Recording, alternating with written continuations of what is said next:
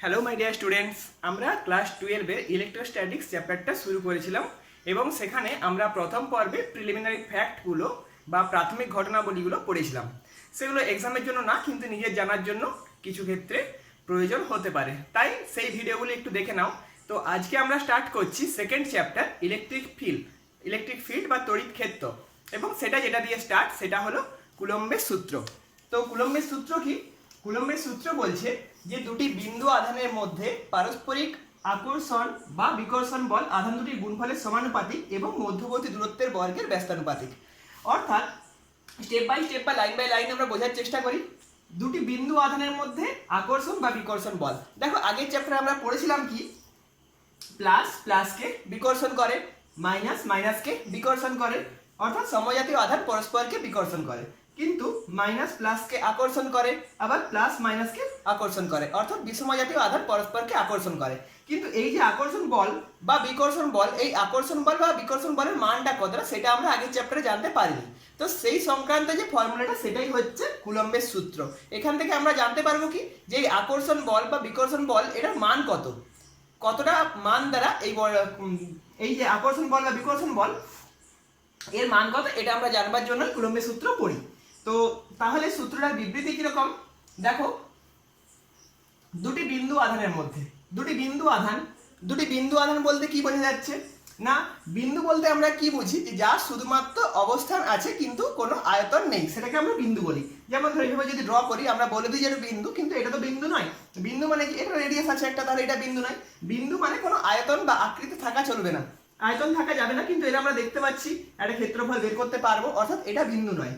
তো বিন্দু হচ্ছে একদম ক্ষুদ্রাতি ক্ষুদ্র একটা ইমাজিনারি কনসেপ্ট। তো কুলম্বের সূত্র কি বলছে, যে দুটি বিন্দু আধানের মধ্যে আকর্ষণ বল বা বিকর্ষণ বল আধান দুটির গুণফলের সমানুপাতিক। অর্থাৎ এই যে Q1 Q2 এদের সমানুপাতিক হবে এদের মধ্যে আকর্ষণ বল বা বিকর্ষণ বল, এবং এই যে আধান দুটির গুণফলের সমানুপাতিক এবং মধ্যবর্তী দূরত্বের বর্গের ব্যস্তানুপাতিক, অর্থাৎ প্রপোর্শনাল টু 1/r²। তাহলে এখান থেকে আমরা পাচ্ছি A proportional to Q1 Q2 divided by r²। এটা কি করে কুলম্ব আনলেন? এর দেখো কোনো প্রমাণ নেই, কোথা থেকে এসছে কোনো প্রমাণ কেউ দিতে পারবে না, শুধুমাত্র আমরা এই ফর্মুলাটাই জানি। তো সায়েন্টিস্ট কুলম্ব কি করছিলেন, হয়তো তিনি এরকম করেছিলেন। প্রথমে তিনি কি করলেন, যে Q1 Q2 নিলেন, দিয়ে তার আকর্ষণ বল বা বিকর্ষণ বল তার মান নির্ণয় করলেন। তারপরে তিনি কি দেখলেন, যে যোগ করে দেখি যে এর সঙ্গে ম্যাচ করছে কিনা। দেখলেন যে যোগ করে ম্যাচ করছে না। তারপরে তিনি কি করলেন, যে গুণ করে দেখি ম্যাচ করছে কিনা, এবং দেখলেন যে গুণ করে ম্যাচ করছে। তারপর তিনি চাইলেন কি, যে দূরত্বের সঙ্গে কিভাবে প্রপোর্শনাল হচ্ছে, তিনি দেখলেন যে r দিয়ে দেখলেন, 1/r দিয়ে দেখলেন। তো এইভাবে তিনি এই ফর্মুলাটা এনেছিলেন। এটা হলো কুলম্বের সূত্র। তাহলে A proportional to Q1 Q2 divided by r²। তাহলে এখানে একটা কনস্ট্যান্ট লাগবে, constant into Q1 Q2 divided by r²। এই কনস্ট্যান্টটা কত সেটা আমরা তাহলে ডিটারমাইন করি। F ইকুয়ালস টু, কনস্ট্যান্টের ভ্যালু হচ্ছে 1/4 k epsilon 0 Q1 Q2 divided by r². This is in the SI system, equal to 1/k Q1 Q2 divided by r². This is in the CGS system. তাহলে এই কনস্ট্যান্টের value CGS সিস্টেমে একরকম, SI সিস্টেমে একরকম। CGS সিস্টেমের ভ্যালুটা হচ্ছে 1/k, SI সিস্টেমের ভ্যালুটা হচ্ছে 1/4 k epsilon 0। একটা একটা করে টার্মগুলো জানো। কেটা কি, epsilon 0টা কি? epsilon 0 কে বলা হয় শূন্য স্থানের তড়িৎ ভেদ্যতা। শূন্য স্থানের তড়িৎ ভেদ্যতা, এর ভ্যালু হয় 8.854 ইনটু 10⁻⁻12। ইউনিটটা দেখো এখান থেকে হিসাব করে লিখতে পাবো। ইউনিট কি হবে epsilon 0? epsilon 0 কে এদিকে যদি আনি, Q1 Q2 divided by fr², এটা হবে ইউনিট, অর্থাৎ c² newton to the power -1 metre to the power -2, এটা হবে ইউনিট। আর কি, কেটাকে বলা হয় পরাবৈদ্যুতিক ধ্রুবক বা ডাইইলেকট্রিক কনস্ট্যান্ট। কে বলা হয় ডাইইলেকট্রিক কনস্ট্যান্ট। এই কে এর ভ্যালু কত হয়? এই কে এর ভ্যালু হয় শূন্য স্থানের জন্য 1। কে এর ভ্যালুটা শূন্য স্থানের জন্য হয় 1। অর্থাৎ দেখো এসআই সিস্টেম হোক বা সিজিএস সিস্টেম হোক, তখন যখন আমরা শূন্য স্থানের জন্য হিসাব করব তখন কে এর ভ্যালু বসাবো 1। এবং যদি আমরা বায়ু মাধ্যম ধরি, বায়ু মাধ্যমেও এই কে এর ভ্যালুটা 1 এর কাছাকাছি হয়, 1.00012। তো আমরা যদি বায়ু মাধ্যম ধরি তখনও 1 বসাতে পারি। বায়ু মাধ্যম আর শূন্য মাধ্যম একই নয়, একটু ডিফারেন্স আছে, কিন্তু সেই ডিফারেন্সটা নেগলিজিবল। তো শূন্য স্থানের জন্য হচ্ছে 1 কে এর ভ্যালু, শূন্য স্থানের জন্য কে এর ভ্যালু 1, আর বায়ু মাধ্যমের জন্য কে টেন্ডস টু 1 এর কাছাকাছি, এক্স্যাক্টলি 1 নয়, 1 এর কাছাকাছি। তো যখন আমরা প্রবলেম করব তখন 1ই বসাবো। তাহলে সূত্রটাকে যদি আমরা একটু মডারেট ফর্মে লিখি, যে বায়ু মাধ্যমের জন্য যদি আমরা লিখি, কি লিখব, F equals to 1/4 pi epsilon 0 Q1 Q2 divided by R square। আর সিজিএস সিস্টেমে কত হবে, এই ভ্যালুটা 1, তাহলে Q1 Q2 divided by R square। তাহলে epsilon 0 এর মান কত পড়লে 8.854 × 10⁻12। এখন আমরা যখন প্রবলেম করব এই পুরো 1/epsilon 0 ভ্যালুটা মনে রেখে দেব। আমরা epsilon 0 এর ভ্যালুটা নয়, শুধু 1/4 pi epsilon 0 এই টোটালটা মনে রাখবো। এই টোটালটা ভ্যালু কত হবে, 1/4 pi epsilon 0 এর ভ্যালু হচ্ছে একদম 1/4 pi epsilon 0। যখন তোমরা মান বসাবে, অনেকে ভুল করে শুধুমাত্র এই 4 pi epsilon 0 ভেবে বসাই, কিন্তু আমরা টোটাল 1/4 pi epsilon 0 এটা যদি ক্যালকুলেশন করে রাখি, এর ভ্যালু হয় 9 × 10⁹9। 9 × 10⁹9 ইউনিট কি আসবে তাহলে, 1/4 pi epsilon 0 ভ্যালু বের করলাম, সেটা কত হবে, newton metre square coulomb to the power -2। তাহলে আমরা এসআই সিস্টেমের জন্য একদম 1/4 pi epsilon 0 ভ্যালুটা মনে রাখবো। শূন্য মাধ্যমের ক্ষেত্রে বা বায়ু মাধ্যমের ক্ষেত্রেও 9 × 10⁹9, এবং প্রবলেম করার সময় এটা ডাইরেক্টলি বসাবো। তাহলে ফর্মুলাটা আমাদের এইভাবে হয়ে গেল, F equals to 9 × 10⁹9 Q1 Q2 divided by R square।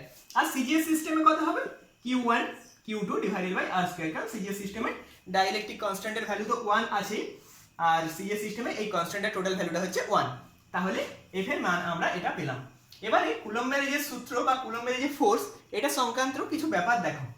First point, কুলম্বের সূত্র কার্যের জন্য প্রযোজ্য বললাম, অনলি ফর পয়েন্ট চার্জ বা বিন্দু আধানের জন্য। খেয়াল রাখবে, বিন্দু আধানের জন্য একটা কোশ্চেন এরকম হয় যে যদি বৃহদাকার পরিবাহীর ক্ষেত্রে আমরা কুলম্বের সূত্র অ্যাপ্লাই করি, তখন কি এই সূত্রটি দ্বারা এর মানটা যথাযথভাবে নির্দেশিত হয় না, কিন্তু অ্যান্সার কিন্তু নো। কুলম্বের সূত্র applicable only for point charges বা বিন্দু আধান, যথাযথভাবে প্রযোজ্য শুধুমাত্র বিন্দু আধানের জন্য। সেকেন্ড পয়েন্ট, কুলম্বের ফোর্সটা হচ্ছে একটা সেন্ট্রাল ফোর্স,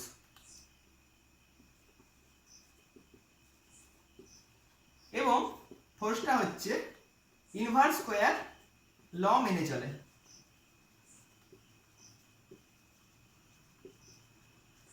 কেন বললাম এরকম ইনভার্স স্কয়ার ল কেন মেনে চলে, দেখো যখনই যে কোনো সূত্র আর এর স্কয়ারের সঙ্গে ইনভার্সলি প্রপোর্শনাল হবে, তখনই সেটাকে বলা হবে ইনভার্স স্কয়ার ল মেনে চলছে।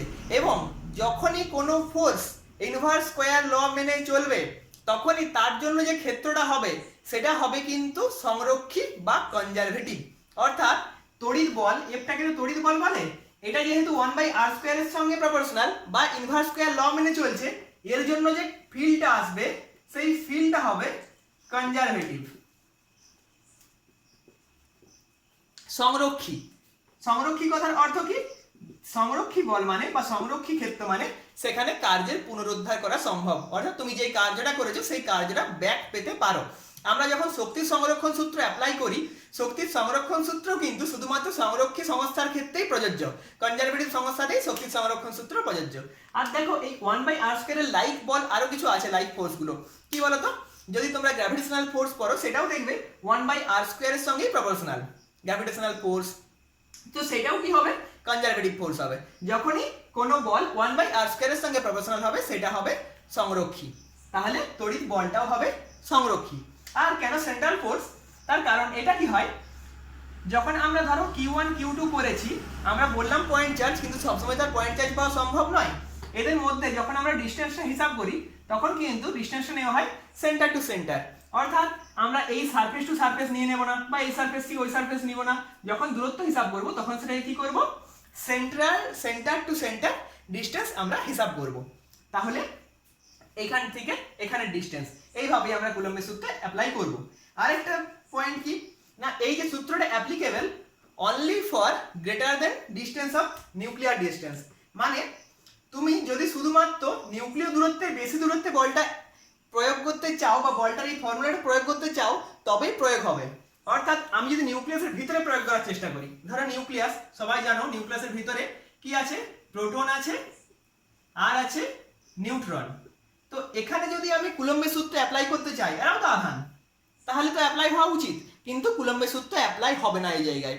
এই জায়গায় কোনো কুলম্বের ফোর্স অ্যাপ্লিকেবল নয়, এই জায়গায় কাজ করে কে, নিউক্লিয় ফোর্স।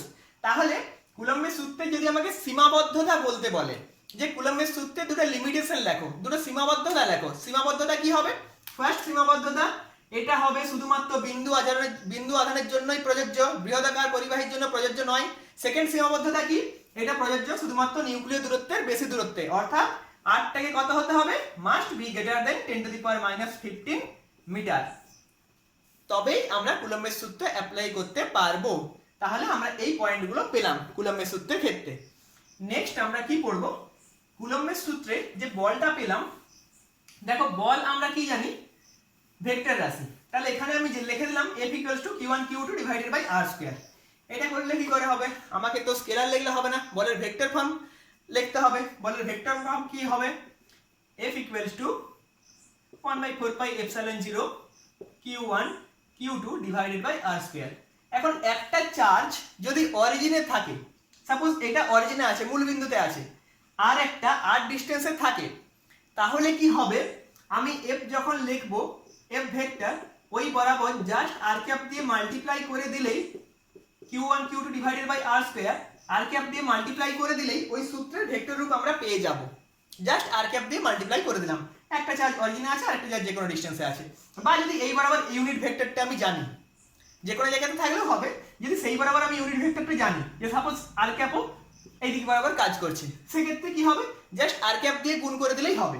অর্থাৎ 1/4πε0 q1 q2 r² unit vector মানে কত, r vector by mod of r, this is 1/4πε0 q1 q2 divided by r³ into r vector. এটা কুলম্বের সূত্রের ভেক্টর রূপ হয়ে যাবে যদি r ক্যাপটা আমরা জানি বা ডাইরেকশনটা আমরা জানি, বা একটা যদি অরিজিনে থাকে। কিন্তু যদি দুটো অরিজিন থেকে দুটো সেপারেট ডিসটেন্সে থাকে কুলম্বের সূত্রের ভেক্টর ফর্ম, তাহলে আমরা কিভাবে ক্যালকুলেট করব, vector form of Coulomb's law কিভাবে ক্যালকুলেট করব। ধরো এরকম সিস্টেম, যে এখানে একটা চার্জ আছে q1, এই ডিসটেন্সটা r1, আরেকটা r2 ডিসটেন্সে চার্জ আছে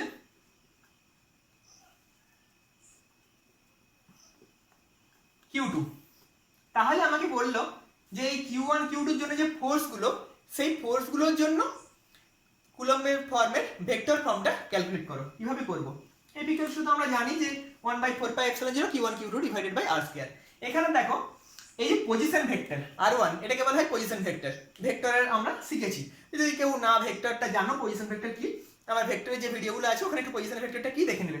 তো পজিশন ভেক্টর কি না, অরিজিন থেকে এখানে আমি যদি কোঅর্ডিনেট জানি তাহলে পজিশন ভেক্টর ক্যালকুলেট করতে পারবো। এবং পজিশন ভেক্টর কি হবে, এই অরিজিন থেকে অলওয়েজ বাইরে দিকে কাজ করবে, পজিশন ভেক্টর অলওয়েজ অরিজিন থেকে বাইরে দিকে কাজ করবে। তাহলে q1 আধানটার ডিসটেন্স বা q1 আধানটার পজিশন অরিজিন থেকে এইদিকে, মানে q1 এর দূরত্ব, এইভাবে তুমি যদি সহজ বাংলায় বুঝতে চাও, q1 এর দূরত্ব অরিজিন থেকে, অর্থাৎ এখান থেকে এদিকে।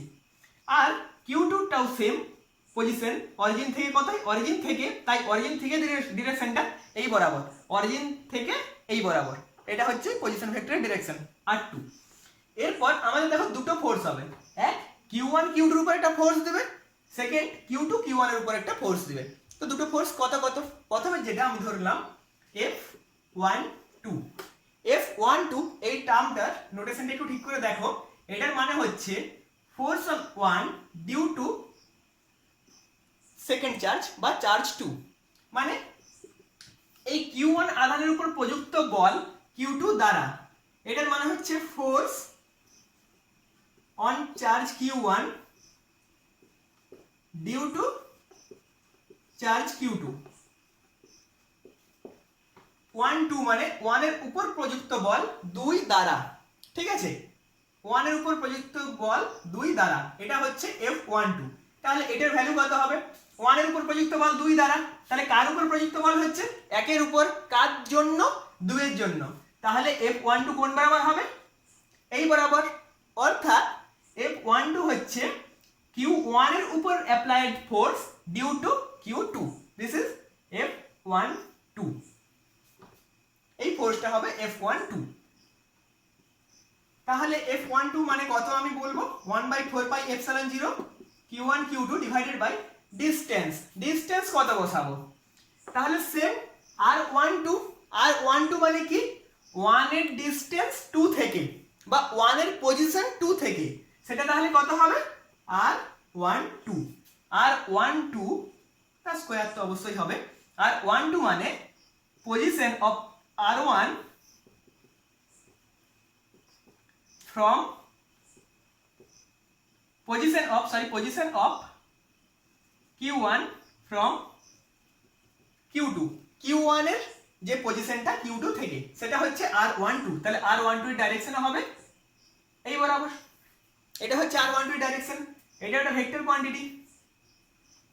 এখন আমি যদি এইখানে ট্রায়াঙ্গেল ল অ্যাপ্লাই করি, ট্রায়াঙ্গেল ল অ্যাপ্লাই করলে কি হবে, ত্রিভুজের দুটি বাহু একই ক্রমে যদি গৃহীত হয় তাহলে দেখো এই বাহুটাও ওইদিকে যাচ্ছে এবং এই বাহুটা এদিকে আসছে, অর্থাৎ এগুলো সব একই ক্রমে গৃহীত, কিন্তু R1 হচ্ছে বিপরীত ক্রমে গৃহীত, তাহলে এখানে যদি আমি ট্রায়াঙ্গেল ল অ্যাপ্লাই করি কি আসবে R1 equals to R2 plus R12, ত্রিভুজ সূত্রের যা বিবৃতি ছিল সেই বিবৃতি ওয়াইজ, তাহলে R12 ইকুয়ালস টু কত আসছে R1 মাইনাস R2, R12 এখান থেকে পেয়ে গেলাম R1 মাইনাস R2, তাহলে আমরা যেহেতু ভেক্টর ফর্ম ক্যালকুলেট করতে চাইছি, ভেক্টর ফর্ম মানে এখানে ভেক্টর দিলাম F12 দিলাম, তাহলে এই বরাবর আমাকে ইউনিট ভেক্টর দিয়ে মাল্টিপ্লাই করতে হবে, R12 বরাবর ইউনিট ভেক্টর কত R12 এর ক্যাপ ইউনিট ভেক্টর পেয়ে গেলাম, তাহলে 1/4πε0